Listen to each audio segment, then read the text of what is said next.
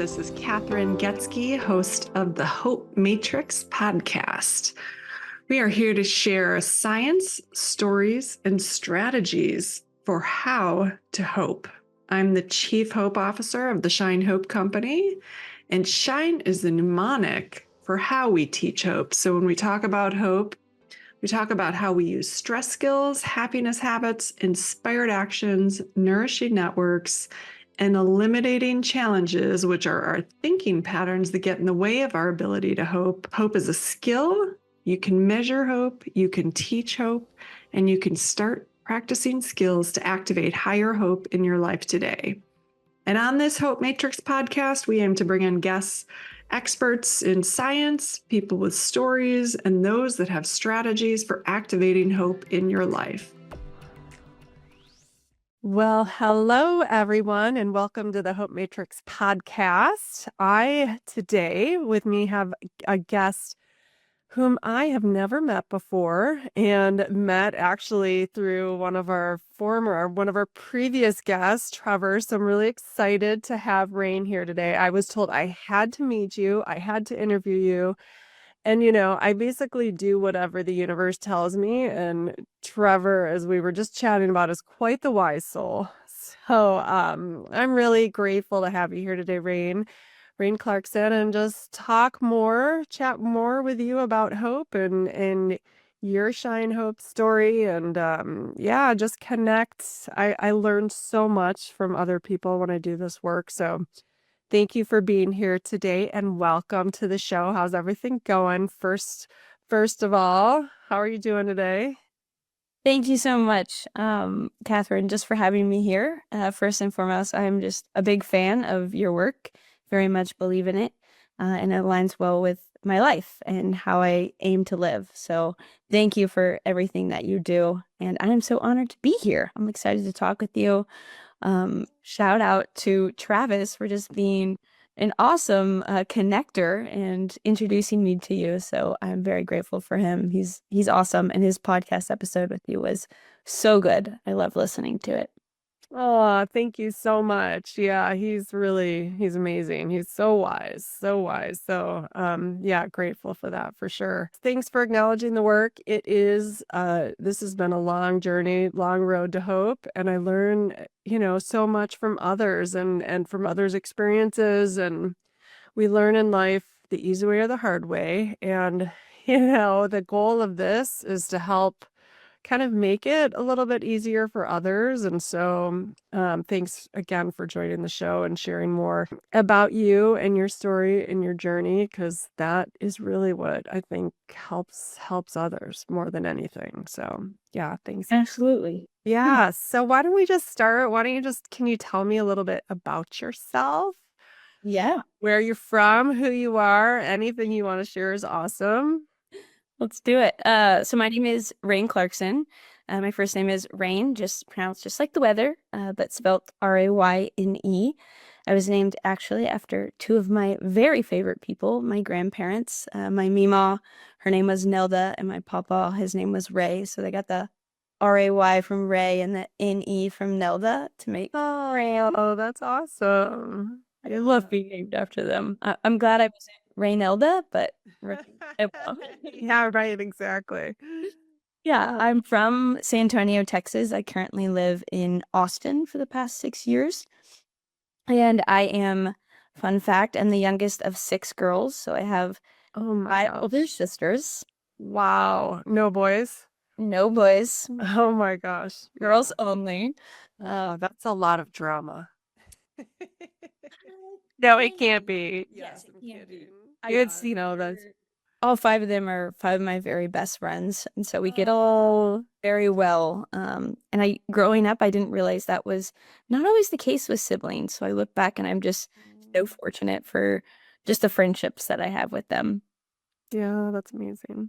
Not all sunshine and rainbows by any means, but right. Yeah, for the most part. And so I currently am a commodity manager in the semiconductor industry, is what I do. Wow. Work in the supply chain area of the customers of big semiconductor companies that we make the machines that make the microchips, so not necessarily the microchips themselves, but involved with that whole supply chain and do that sort of work on that end.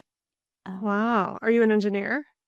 I am supply chain is my background. Got And it. then I just graduated 2 weeks ago now with my master's MBA with a concentration in finance. Awesome. Good for you. That's Thank you. amazing. Yeah. Congrats. Feels I good to be done with school. I know, right? At least for now. You never know. There might be more. Yes. Yes. Yeah. Never know. Right now we're doing a good break though. Yeah, good. Well, congrats. Big milestone. Yes. Yeah, and I think that yeah, there's a lot of different things that I like to do. I'm very active. I love to do running. I think we'll probably talk more about some of these things later on, but I very much enjoy being outdoors and just very passionate about sunrises, sunsets, being with people. So that's kind of where we're at right now. That's awesome. There's lots of those in Austin. Such a beautiful, beautiful area. Yes.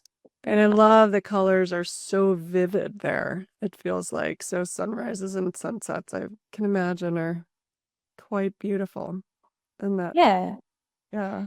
No, we actually are getting our first fall, kind of, because usually it just goes straight from like summer to winter. We kind of skip some seasons. But so you're getting the leaves changing color right now in Austin, which is very nice. Wow. Does it get colder?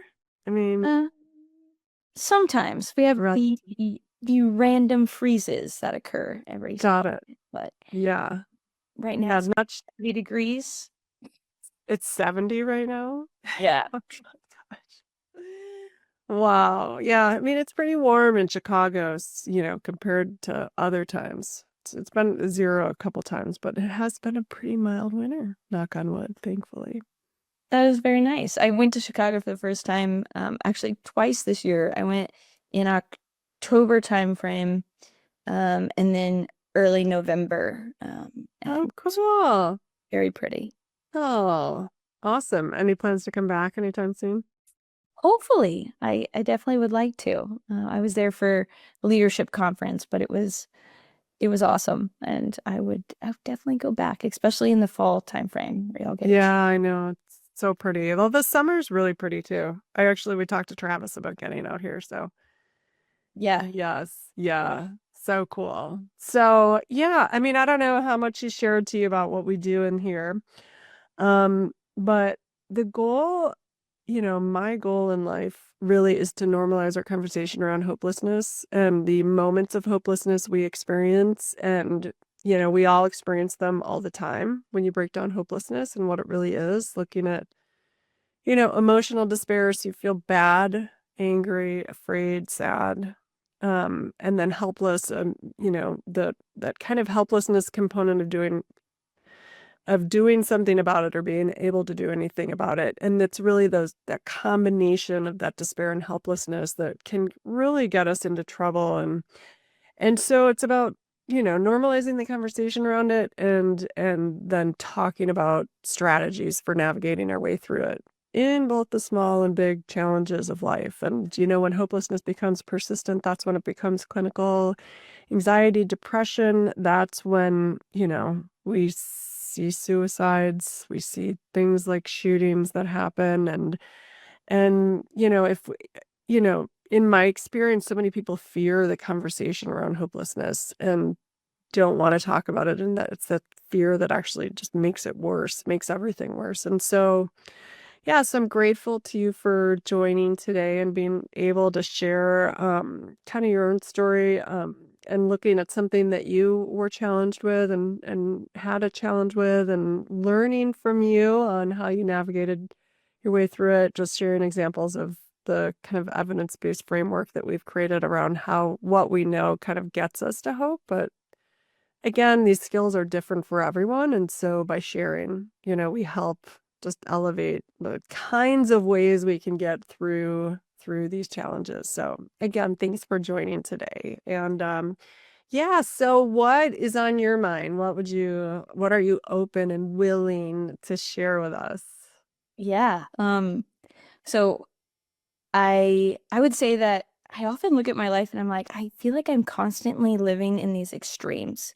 It's like one minute I'm on the mountaintop. I was in Machu Picchu just a week ago, hiking the Inca Trail 3 nights, 4 days, and just dancing on the most majestic view and with just people from all around the world.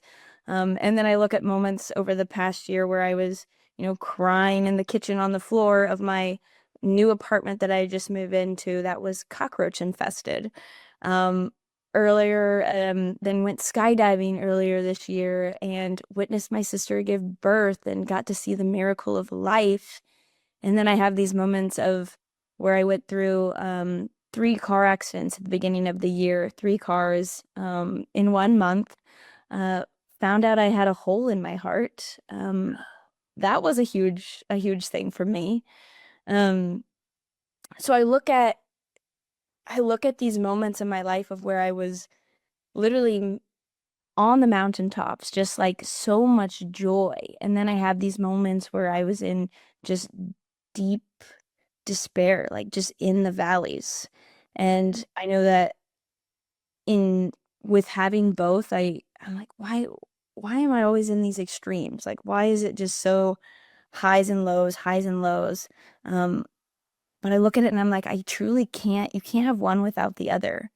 And I look at the moments of when I've been on those mountaintops and I see that I have so much more appreciation for those moments because I've known what it feels like to be in the depths of the valleys.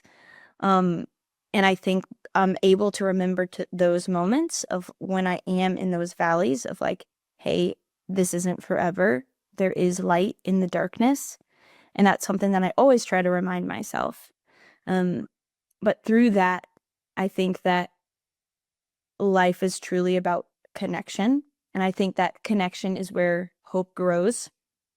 And so, from a lot of these journeys and things in my life, something that has been very constant for me that has helped me find hope is through connection. And that's with myself, with others, and with the world around me. So I'm always trying to find opportunities to connect with people. And something that has really given me hope is I've been on this, I like to call it my stranger journey. So the idea is that life is truly about connection. And I think similar to you and your approach with this podcast is that each time you interact with someone, you can learn something new. And every time that I meet a new person, I see them as someone that truly can bring value and I can learn from. So I started this thing, I call it RayneChats. It's my stranger journey where the idea is to highlight 365 different people. And all of these interactions some have been just random. Like I'll be in line at a coffee shop and I um, start a conversation with someone, or some have been on the plane, the people I'm sitting next to. Last year, I was fortunate to do a trip around the globe for my job and met a number of people all over the world, which has been cool. Um, but I started an Instagram account called RayneChats to kind of just follow along and share my journey. I take a picture of the people and I have a set questions that I ask people. And I think that it's been so cool, Kathryn, just to learn from people and hear their different perspectives. It gives me hope. And so I share it then on Instagram just to amplify that and hope um, and in hopes that other people will be able to see their stories and get a little bit of hope and remind themselves that hey, we're really not alone. Like there's so many people that were going through struggles. And so yeah, that's a little bit about me. And kind of what I like to really focus on in life is connection. Yeah, that is so cool. I didn't even know that. Rain chats, huh? On Yes. Instagram. Yes. Yeah, I mean, it's so easy to complain about things that aren't going well or that we don't have enough friends or we don't know people or, I see I've heard that from people and it's like how can we solve it then? What can we do? And to me, that's a perfect example of something you can do. You don't have to know anyone, you don't have to have any friends to do this. Like every day go and connect with someone, get their story, talk to them, ask them questions, learn about them. I love that. Yeah. Yeah, It really it it kind of started from a few things, but a big thing was I started it shortly after I lost my Meemaw, and I talked a little bit about being named after her. One of my very favorite people, was super close with her and would talk to her constantly, and ended up she passed away. And one of my favorite things about her was that she knew no stranger. Like we would be at just anywhere, and she would have the ability to just dive deep with people and connect. And I'd always look at how she had the ability to make people feel like they were the most important person in the world. And she would walk away. I could see that she was filled up. And I would also see that the person that she was engaged with was a lot lighter as well. And so it was kind of, I started the journey as a tribute to her of her passing and me honoring one of my favorite things about her. But I also have just, it's become this beautiful thing because I think that people are just have this desire to connect with people and sometimes don't know how to start. And I have so many people. I'm at 180 people now is where I'm at in my strength. awesome. Um, and some of the people, it's been connections that I have just in that moment, and will stay connected through Instagram, or some people I never have interacted with again. And some have like now become my very best friends that I talk to daily. So it's very cool to just see the range, but each interaction, I would say I've had so much value in it. And I still have people that will reach back out to me and be like, hey, like that really inspired me to connect with other people too. And now I'll start conversations just out in the open. And I think that I think oftentimes when I've felt hopeless or very sad, I try to really go about the approach of connecting with others because I think it always makes me feel better afterwards. And I don't know if you've heard the saying of if when you're feeling down, go give massive love to someone else. Uh, and it always just like makes me feel so much better. I'm like, Rayne, just get out of this darkness and like go find the light because you can find it. Like it's there. Mhm. Sometimes it's a lot harder to find than others. But light shows up in so many different forms through people, through sunrises and sunsets or music. Yeah, yeah, absolutely. Yeah, I know it's easy when we get stuck in our like, no, nobody loves me. I don't have this or that to just get to sit in that. And it's so important to stop that train of thought, that kind of challenge that, what our mind does and come up with a solution. Like, what can we do? And like you said, it's often just give what you most want and you then receive it. So Yeah. it's so powerful. Is there something that happened 180 days ago or whenever this started that kind of triggered it or prompted it? I would say really the passing of my Meemaw was a big thing of me just navigating grief for the first time. And grief just hits people so differently and shows up very differently. Uh, but yeah, I think that that was a big thing that triggered it, just as a tribute to her, and wanting to amplify the hope too of that's why I share it on Instagram, just in hopes that it will inspire others uh, to find hope or to find connection with others. Um, so yeah. Yeah, that's awesome. Yeah, and when you look at hopelessness, so and often, when we lose someone, that's like, of course you're in despair and of course you're experiencing helplessness because you can't bring that person back. And so it's like, and I was, when I lost my dad, I was stuck in that persistent state and developed clinical depression from it because I didn't do the things that were healthy to do and did, a lot of unhealthy things. And so We talk about that despair. So it's, it's sadness, it's anger, it's fear. And so losing someone, of course, is going to trigger that. So how did you experience sadness in a healthy way? What did you do to process the grief, to navigate your way through? Yeah. I would say I had some unhealthy ways as well of just isolating myself and being very just sad and sitting in my grief.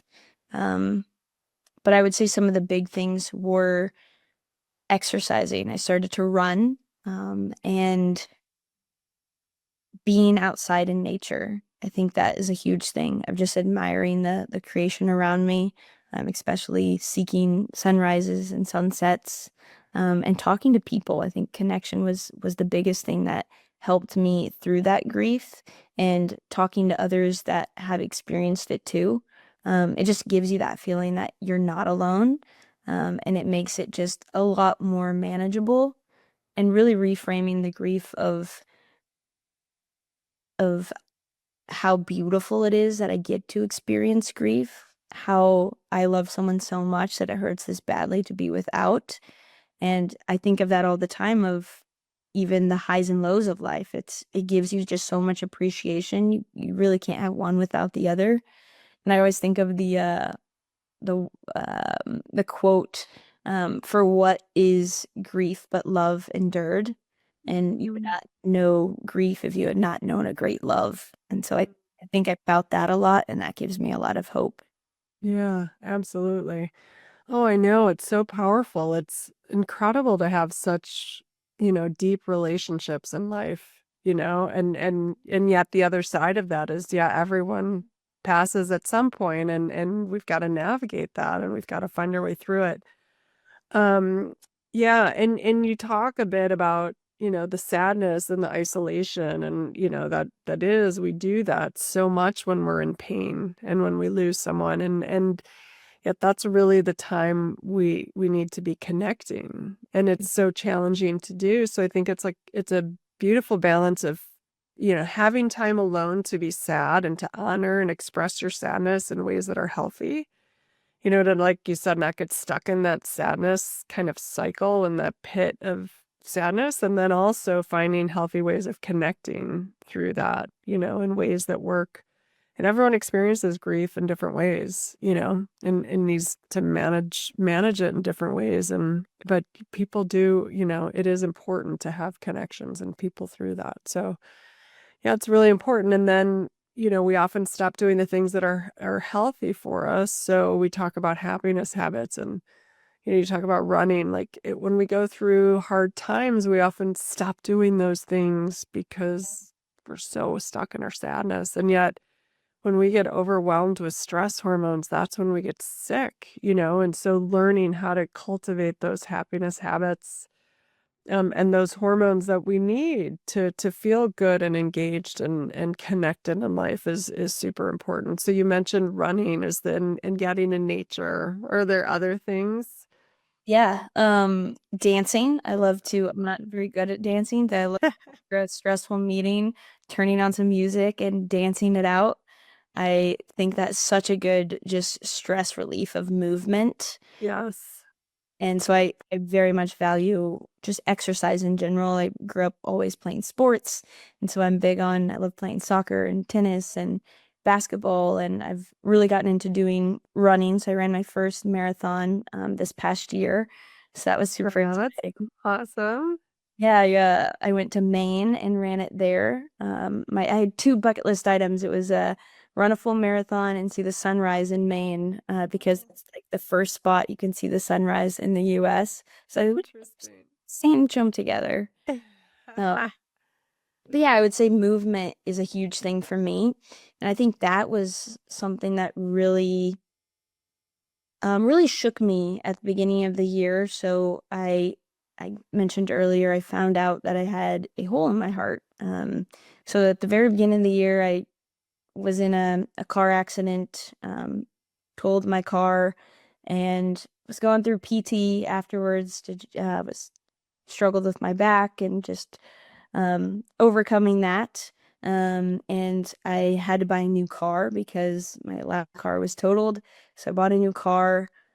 Most people have, a new car for like at least a year before they wreck it, but I had mine for 2 weeks and was Such.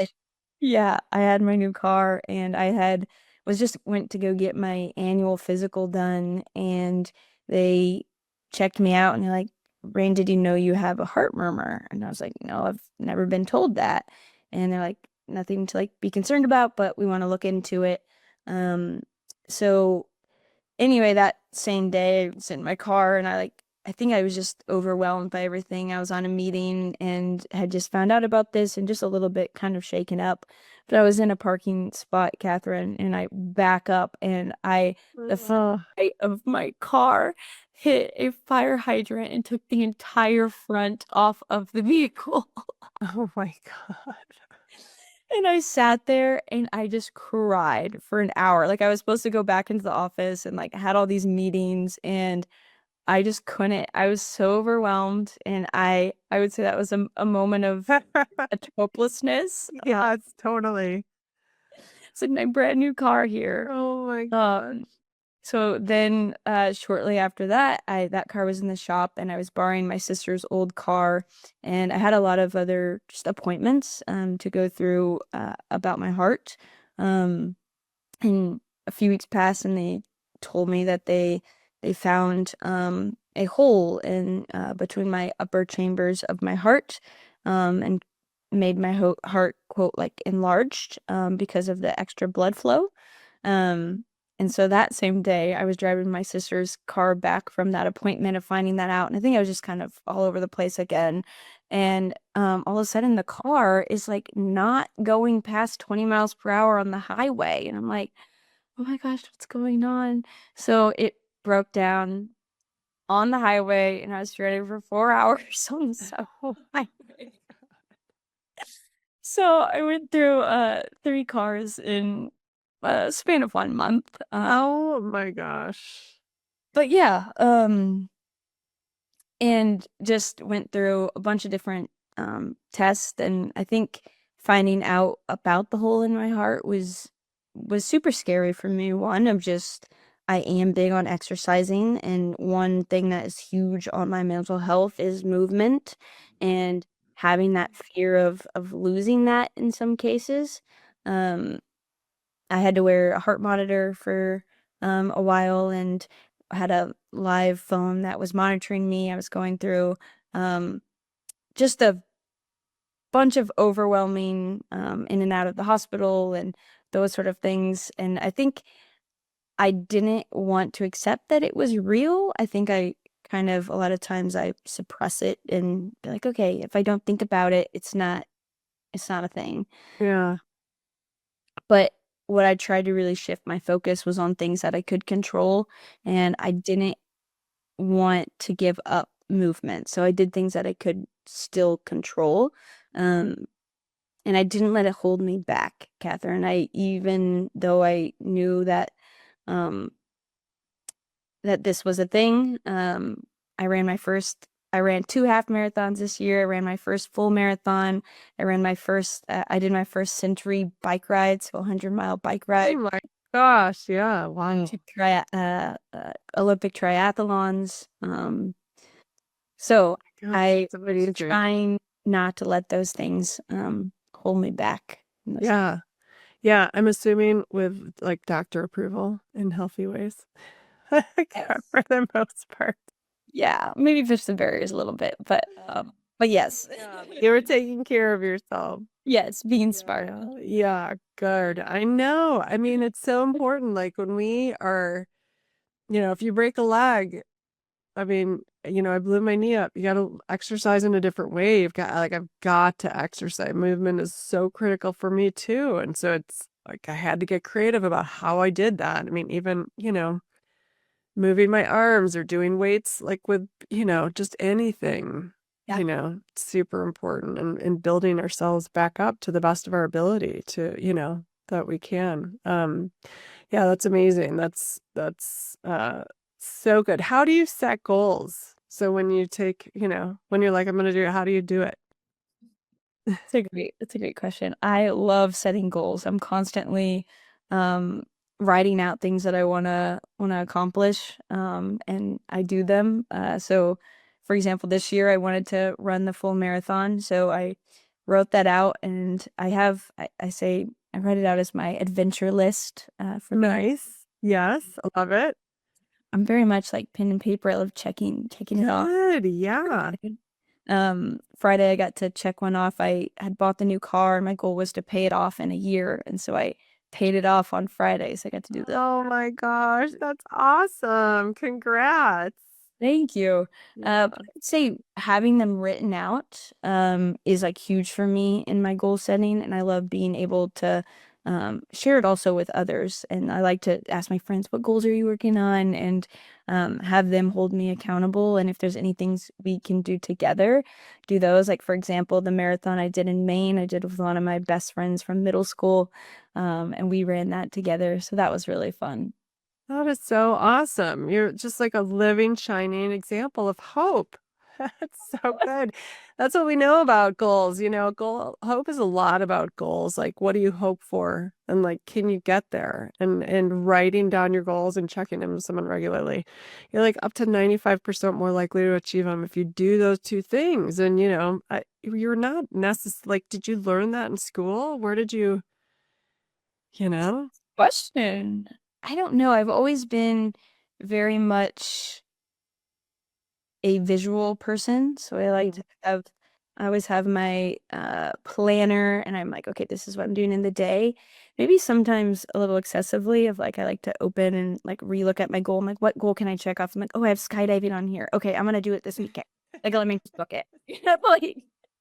Like, oh, I really went to Machu Picchu. Okay, I went last week and like some of those things, but I think that was another huge thing that I have just learned over the past I think with discovering the hole in my heart, it kind of made me understand just my mortality and Yeah. life is just too short not to make the most of every single moment of every connection of every day. And so I always want to make sure I'm making the most of every single day. And that was a big thing of my list. I'm like, okay, I have this bucket list. Like why and things I want to do. I'm like, well, what's stopping me? Why not just do them? Right, right. I love it. How many things do you have on it? Um, You know? I don't know. I have I don't know the exact count now, but I had at one point 100 things and some I Uh-huh. checked. So I learned this from a very good mentor of mine. Um so I have my like adventure list and then after I do things, I move it to my smile file so I can go back and reflect on what Oh, I've accomplished and I'm like, it brings me joy. Yeah. yeah, I love that. My smile file. Good one. Nice. That's awesome. And I think having goals and things to look forward to, I think that is a huge thing for me, especially if I'm in moments of feeling down or having a hard time. I'm like, okay, what is there something that I can plan? Is there a trip? Is there something that I can sign up to do? Is there a cooking class I can take? What is something that's been on your list that I can um, go and plan? And I think Yes. that's the huge thing for me is having something to look forward to. And absolutely. It's key to hope. So yeah, when you're feeling down, think about exactly just that. Like what can I do in the future oriented that I could look forward to and that I could work towards and take steps towards and yeah, so important. The E in our shine is eliminating challenges, which are our thinking patterns, our negative thought patterns that get in the way of our ability to hope. So things like rumination, when we internalize failure, so like we fail at something and then we're like, I'm a failure, I'm horrible at everything, I suck. Things like worrying about the future. You mentioned controlling things outside of your control, like trying to do that. We try to do that all the time, and that leads to hopelessness.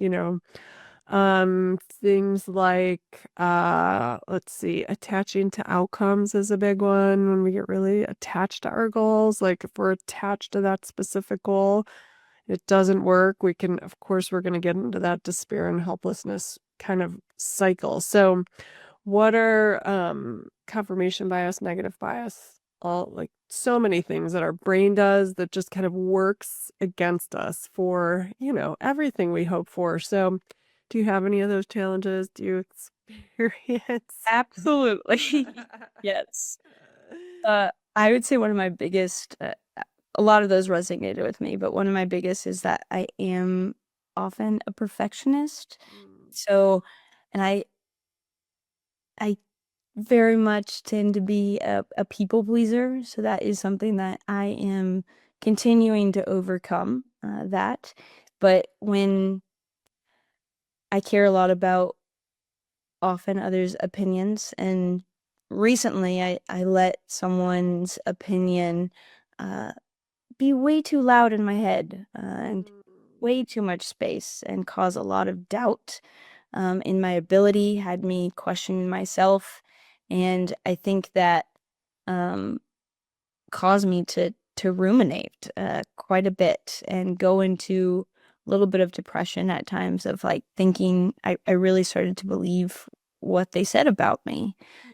Um, and so, yeah, I would say that that's something that I definitely struggle with, but learning to overcome. Yeah. Yeah. And what do you do to navigate it? How do you Yeah. manage it? I would say one of the biggest things is stepping into something new. So oftentimes either like trying something new or removing myself from the situation. I think a big thing as well is I feel very fortunate that I have a lot of great people in my life. I have some incredible mentors. I call them my board of advisors. I'm sure you've heard that term before. Yeah. But people that very much support me, and that I value their opinions and thoughts. And so I'll go to some of them and just try to work through, like, hey, what is it that I could be doing differently, and have them help support me to do that differently, or to just have them speak words of encouragement. Oftentimes I think that it takes someone else believing in you for you to believe in yourself. And I feel so fortunate that I had people in my life that oftentimes would believe in me more than I believed in myself. And that was huge. I think they don't even know the impact that they've had on me. Uh, and even just strangers in some cases, of kindness, and where I've been so down or sad, and just people showed me little glimmers of light that meant more than they would ever know. And so I look at those moments, and it makes me just want to always make sure I'm giving that to other people as well. It's like I realize how much that meant to me, those little things, and like took me out of dark times. So I want to be able to do that for others as well. Yeah. Yeah. Every interaction we have matters, so much. We have no idea what other people are going through or what they're experiencing, and how meaningful a deep look into someone's eyes and a smile and a, kind of connection. And like you said, strangers. And I think it's so beautiful that you're doing that with your Instagram and the 100 needy, and it'll be thousands someday, I'm sure. It's so cool to think about just all the connections, you'll be making throughout your life as you do those. That's so cool. Yeah, and you talked about like the perfectionism, and one thing I think is fascinating about our brain, and one of the things our brain does, it's got this negative bias.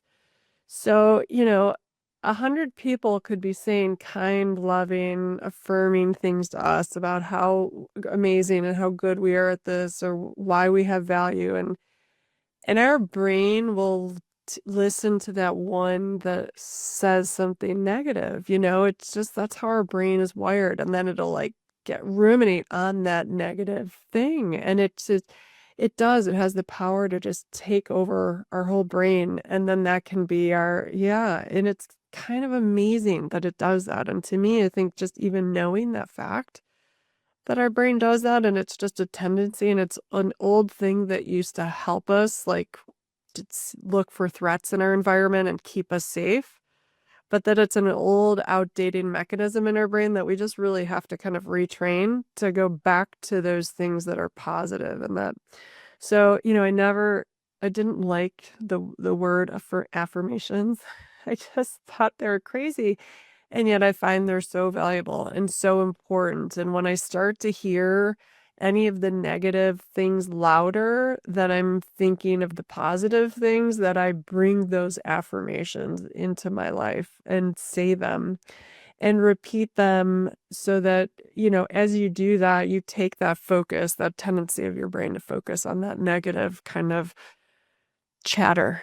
And, it can just take the steering wheel and and just drive you into this pit of despair, and it's horrible that it does that. So it's really important. And it's really just about being intentional.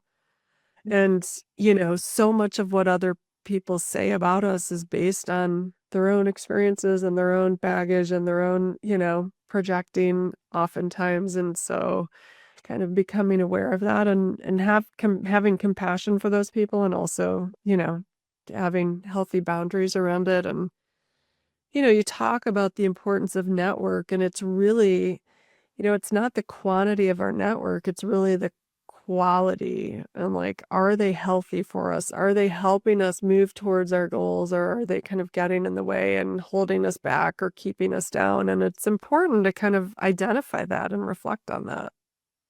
Absolutely. Yeah. Are they pouring into you, or are they um, making you feel like you're pouring from a empty cup sort of thing? Are they taking? Yeah. Yeah. Absolutely. Absolutely.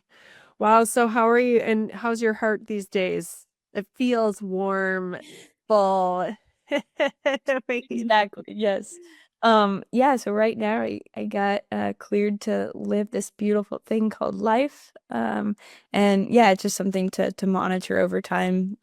They said that at this point it would do more damage to go in and do surgery to correct it. So just living with this hole and filling it with all the good things life has to offer. All the things. I love it. Yeah, that's amazing. Oh, good for you. Good for you. So what's next on your list? Gosh, I would say that the Machu Picchu and paying off the car were huge ones, and skydiving, and I added 5 new states this past year.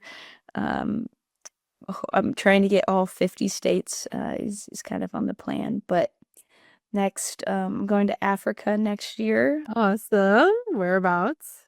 Yoga, wellness, safari. Nice. Yeah, Oh, amazing. super excited about that. Yeah. Really fun. But yeah, this is the time of year that I'm gonna rewrite out my goals Yeah. for the start of next year, so I'm excited about that. So I haven't spent as much time doing that at this time, but Yeah.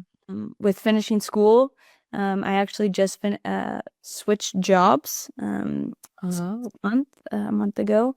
So I was at my past role for 6 years. So now I just joined a new company. Um, but yeah, awesome. I feel like there's a lot of great opportunity ahead. A lot of Yeah. Yeah. One of the really cool things that you brought up about hope throughout all of this is, hope is one of the only things. Dan Tomasulo wrote Learn Hopefulness. He's kind of one of my advisors, as you say, and experts. He talks about hope as the one thing that you need the negative to kind of get to the positive, so it's like having that contrast. And if we can start to embrace that contrast, because it really gives us insight into what we care about, what's important to us, how that, anger, that's sad, like how deeply we feel, we can use that to propel us to what we aspire to, what we seek, what we hope for, and give us some momentum to get there. And I think that's you put it so beautifully, I think in, the hills and the valleys. And, it is like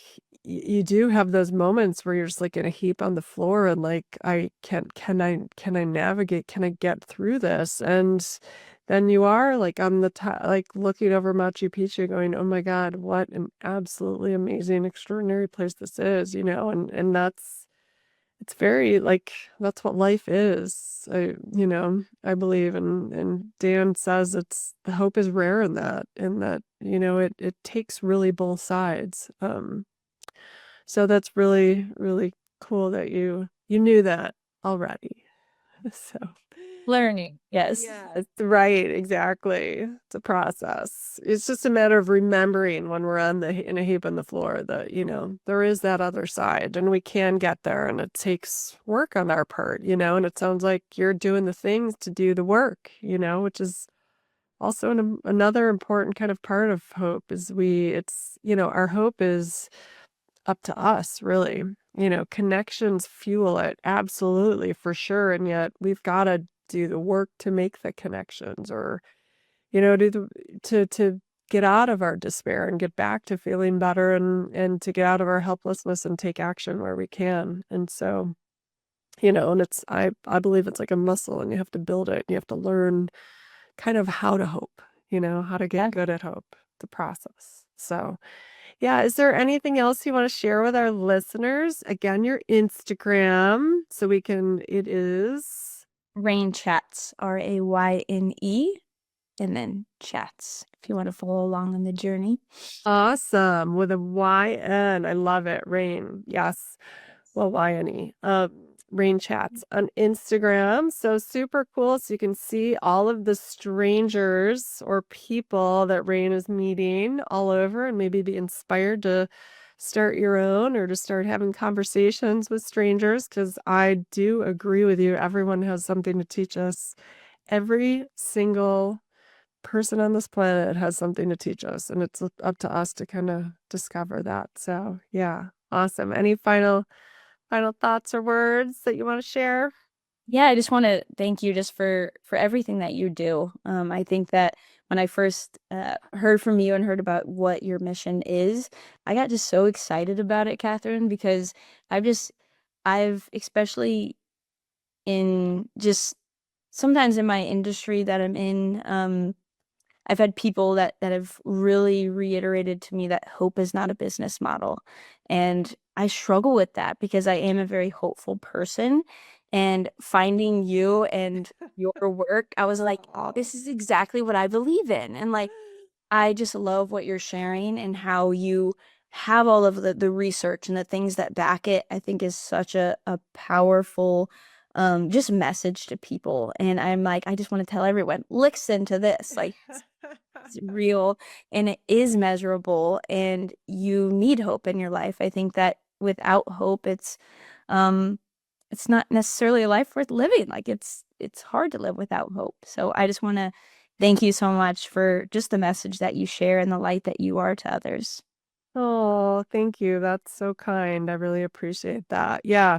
There's a famous business book, Hope is Not a Strategy, which works against me doing work in the business world. And yet I have an MBA as well. And I'm a very, I'm a strategist by nature. And I think hope is the most important strategy in the workplace when you look at, and it's a top 4 need of employees. So it's super important. So I'm glad to hear that you're spreading the message. Yeah, it is measurable. And, if you measure your hope in the workplace, it's going to tell you so much about your workplace outcomes. And when you think about hope, it's all about goals. So, and workplaces are really built on goals and attaining goals and overcoming obstacles to goals. So, yeah. Not too much different than a vision. Yes. Yeah, exactly. Exactly. That's really my definition of hope is it's a vision for something in your future, and you fuel it with positive feelings and then inspired actions. Yeah. So awesome. So if your workplace ever needs some someone to come do some work with them on hope, I'm more than happy. I love talking to work, especially, engineers and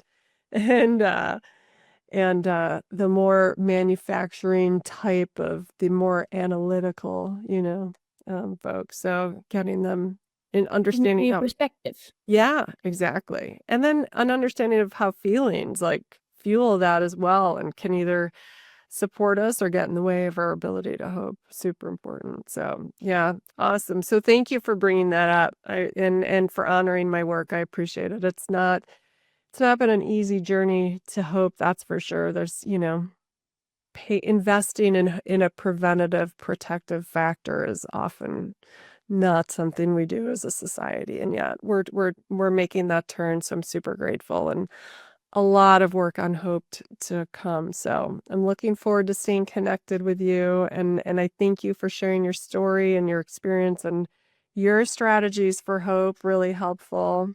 I learned a lot, and I'm super grateful. And to all the listeners for listening in, thank you so much. We aim to educate and inspire here. So thinking that hopefully you got some good stuff out of this. And we thank you for listening in. And if so inspired, please do share this with others. And Rayne, thanks again. Have a wonderful day. And as we say, keep shining hope. Thanks a lot.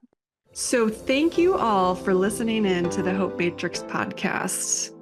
We want to shine a light that hope is teachable, hope is measurable and teachable, and provide you with actionable insights for how you can start activating hope in your life today, and provide a framework so you can start talking about hope with other people and practice these skills together, because we are better with hope.